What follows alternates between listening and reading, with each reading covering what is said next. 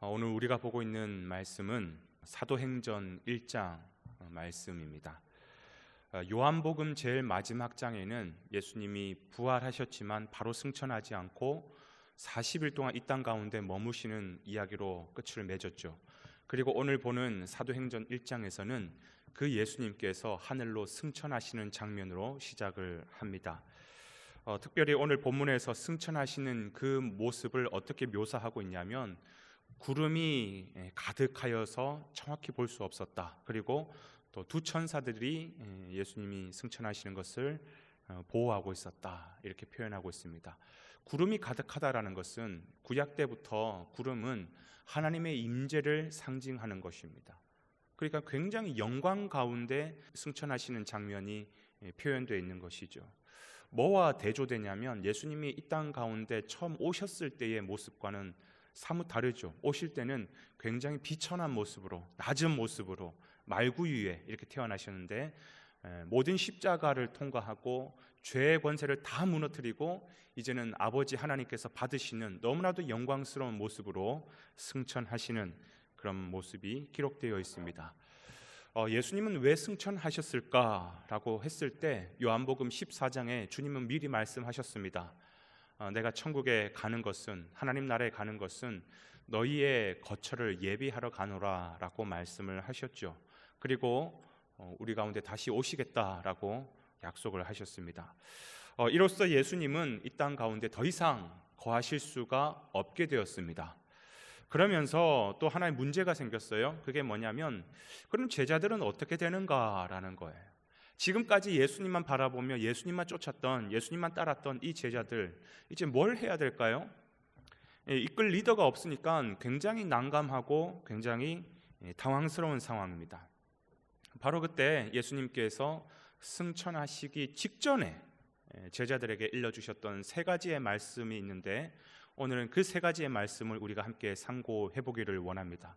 사실 이 세 가지의 말씀은 당시의 제자들뿐만 아니라 오늘 그 예수님을 기다리고 있는 모든 교회, 바로 저와 여러분에게도 동일하게 주어주신 말씀이죠. 그 말씀의 첫 번째는 이렇습니다. 내가 언제 올지는 너희가 알 바가 아니다라는 것이.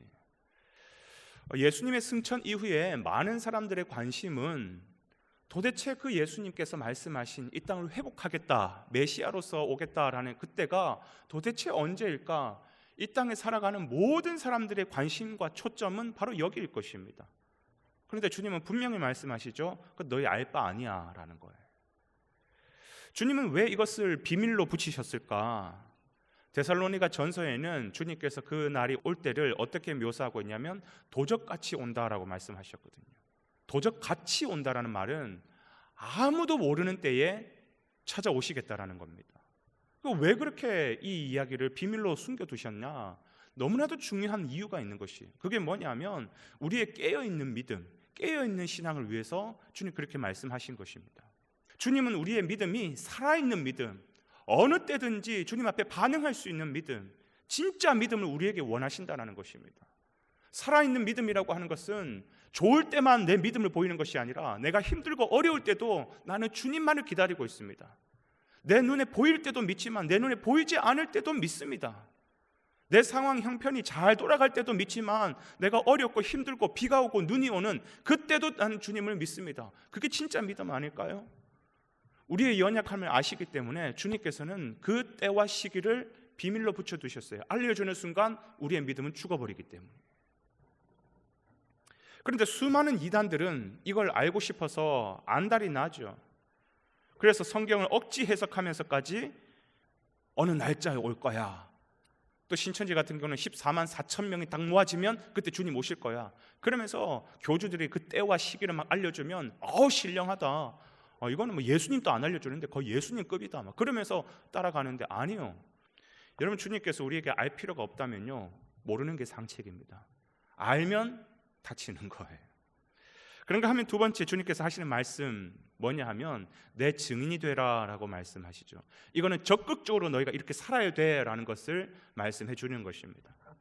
여러분 잘 아시는 사도행전 1장 8절, 오직 성령이 너희에게 임하시면 너희가 권능을 받고 예루살렘과 온 유대와 사마리아와 땅끝까지 이르러 내 증인이 되리라. 성령 충만하여서 내 증인 되는 삶, 그 적극적으로 살아야 돼라고 우리에게 말씀하는 것입니다. 지금까지 너희가 나를 통해서 들은 말씀, 본 기적, 나와 함께 했던 모든 경험들, 너희들이 증인인데 그것을 이 땅 가운데 흩어져서 전하라라는 겁니다. 전하라. 지금까지 눈에 보이는 주님과 함께 할 때는 주님과 훈련받는 기간이었다고 한다면, 이제는 주님이 떠나시고 성령님이 우리 가운데 함께 하시면서 이제는 그들의 손과 발과 삶으로 그 예수님을 증거하는 삶을 살게 되어야 된다는 것입니다. 물론 이 제자들은 예수님의 말씀도 받고 들었고 경험했고 수많은 이적, 기적 체험했고 살아계신 하나님의 아들이심을 다 경험했지만, 증인이지만 사실 이 제자들의 실력을 우리가 잘 알잖아요. 그래서 주님은요 그렇게 말씀하시는 거예요. 비록 내가 하늘로 승천하지만 내가 너희를 고아처럼 버려두지 않을 거야. 내가 반드시 너희에게 보혜사 성령을 부어줄 거야. 그 성령이 함께 하시면 너희가 이렇게 나약하고 연약한 모습이 아니라, 실패하는 모습이 아니라 권능을 받고 능력을 받아 땅끝까지 정말 멋있는 힘있는 증인의 삶을 살아내고도 넉넉할 거야. 주님께서 그렇게 말씀하시는 것이에요. 그렇기 때문에 제자들은, 그리고 오늘 저와 여러분들은 분명한 삶의 목적이 생긴 것입니다. 그게 뭐냐? 증인이 되는 것이에요. 우리가 예수님을 경험하고 예수님의 말씀을 들었고 예수님의 살아계심을 우리가 체험했다면 그 증인의 삶을 사는 것이에요. 그래서 우리가 살아가는 모든 삶의 이유와 목적, 이 땅 가운데 세워진 수많은 교회들의 존재의 목적이 바로 이거예요. 그러나 여러분 꼭 기억하십시오. 반드시 성령을 받아서 해야 되는 것입니다. 그냥 맨 땅에 헤딩하듯이 하면 교회는 무너져요. 우리의 삶의 이유와 목적을 이루지 못합니다. 달성하지 못합니다. 반드시 우리는 성령을 받아야 목적대로 우리의 삶을 살아갈 수가 있는 것이죠. 그런가 하면 마지막 세 번째로 우리 주님께서 들려주신 얘기가 뭐냐면, 이거는 예수님께서 직접 들려주신 것이 아니라 천사를 통해 예수님께서 주신 말씀이에요. 세 번째는 뭐냐면, 너희들이 하늘로 가심 그대로, 본 그대로 주님께서 다시 오실 것이다 라는 말씀이에요. 다시 온다라는 주님의 약속이죠. 여러분, 이것이 우리의 유일한 희망이 됩니다. 그때 주님은 이 땅 가운데 다시 오시면 세상을 심판하실 것이. 그래서 우리는 그 주님 다시 오실 때가 반드시 있음을 기억하고, 그때는 언젠지는 알지 못하지만 반드시 그때가 있다라는 것을 기억하고 약속을 믿고 믿음 흔들리지 말고 주신 사명 잘 감당하면서 살아가는 것, 이게 이 땅을 살아가는 하나님의 백성의 철칙과도 같은 모습인 것입니다. 그때 주님은 더 이상 구원자로 오시는 것이 아니라 심판주로 오시는 거예요. 그때 주님은 오실 때 더 이상 연약한 어린 양의 모습으로 오시는 것이 아니라 아주 위험찬 포효하는 유다의 사자의 모습으로 오시는 것이에요. 그 주님의 그 포효 앞에 모든 세상이 두려워 떨 것이에요. 왜? 심판주로 오셨기 때문에.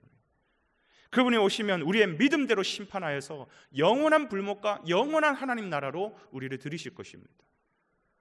그리고 우리가 어떻게 이 땅 가운데 사명을 감당했느냐, 어떻게 이 땅 가운데 살았느냐에 따라서 착하고 충성된 종이라고 하는 칭찬과 상급을 주실 것입니다. 오늘 우리는 그 예수님의 오시겠다라고 하는 약속을 기다리며 살아가고 있는 교회 제자들입니다. 이 땅을 살아갈 때 우리는 어떤 관점을 가지고 어떤 목적과 이유를 가지고 살아가야 되느냐, 오늘 주님께서 주신 이 세 가지의 말씀이 우리의 삶의 철칙이 되어야 돼요. 여러분, 이 세 가지의 철칙이 저와 여러분은 오늘 하루를 지탱하고 승리로 살아내는 귀한 아름다운 밑거름 되기를 주님의 이름으로 축원해 드립니다.